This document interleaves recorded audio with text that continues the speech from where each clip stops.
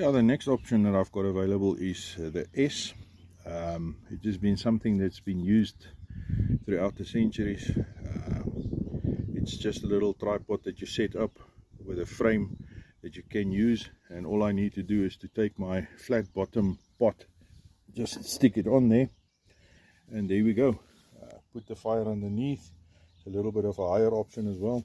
Put the fire underneath, and there we go. We can use that to cook as well. As you can see, it is a flat bottom. It makes it a little bit easier to cook just a normal type of a meal. But yeah, that's one of the options that I've got.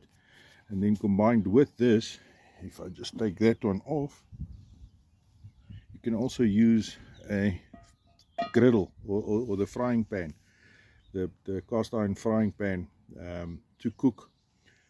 Same principle, and there we go.